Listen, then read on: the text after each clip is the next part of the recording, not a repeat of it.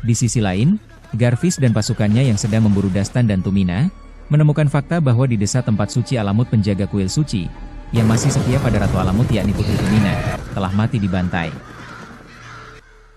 Sementara Dastan dan juga Putri Tumina yang sudah sampai di desa suci tersebut, Bukit Berbatu, tempat di mana dulu para dewa melakukan perjanjian pada manusia, dan disinilah belati akan diletakkan ke sela-sela batu, dan batu akan membungkusnya, menariknya ke dalam gunung, kembali ke para dewa, di mana asal-muasal perjanjian harus ditepati.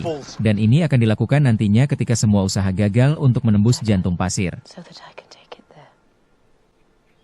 Dan pada saat Dastan menyerahkan belati yang ia simpan selama ini kepada Putri Tumina, tatapan mereka beradu, hati Dastan dan juga Tumina sepertinya ada sesuatu. Sesuatu yang saya pun juga susah menuliskannya, hebat, dahsyat, sulit untuk menjelaskannya dan hanya bisa dirasakan gejolaknya. Tiba-tiba sesosok kulit hitam memanggil dan menunjukkan sesuatu, yang ternyata adalah mayat-mayat yang sudah dibantai. Dan Dastan mengenali dari ciri kematiannya, bahwa ini adalah perbuatan Asanzi. Dengan kejadian ini Putri Tumina memutuskan untuk mengembalikan belati ke dalam kuil di sela-sela batu. Untuk memastikan belati aman, kuil menahan batu di mana belati berasal. Batu akan membungkusnya, menariknya ke dalam gunung, kembali ke para dewa, tapi itu akan membunuhmu. Dastan tidak setuju. Asal-muasal janji harus ditepati, kata Putri Tumina. Saat lagi kacau-kacaunya, dan belum lagi menemukan tempat belati di mana akan disembunyikan, Garvis bersama pasukannya menemukan, mengepung dan menangkap mereka. Lagi-lagi di sini Dastan mencoba menjelaskan semua kesalahpahaman ini.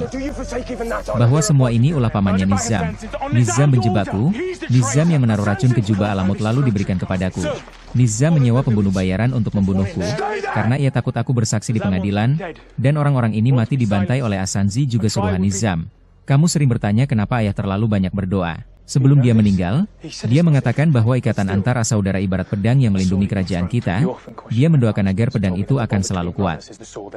Setelah mendengar semua cerita Dastan, kini Garvis mulai ragu dengan apa yang dilakukan selama ini, memburu dan ingin menangkap Dastan.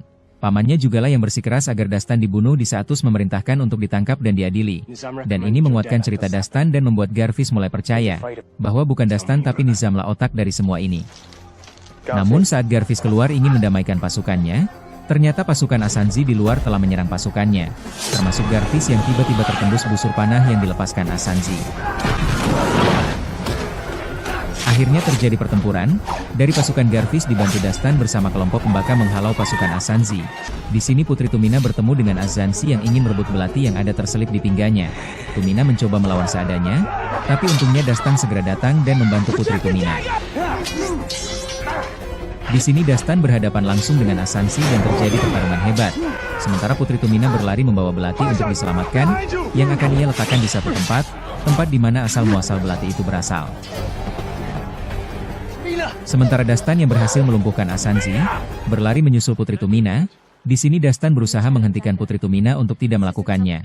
Dan Dastan meminta agar Dastan bisa menggantikan posisinya. Biar aku yang melakukannya, pinta Dastan. Kamu tidak bisa melakukan ini, hanya pelindung yang bisa melakukannya, kata Putri Tumina, dan aku siap. Tapi aku tidak siap, ini akan membunuhmu. Dastan mulai baper, dan saat keduanya terbawa perasaan, diam-diam Putri Tumina mencoba meletakkan belati ke dalam sela-sela batu, tapi tiba-tiba dari arah belakang, musuh menyerang dengan senjata berupa cambuk yang mengenai lengan Tumina. Putri Tumina pun terjatuh dan membentur batu hingga jatuh pingsan, sementara belati terlepas dari tangannya.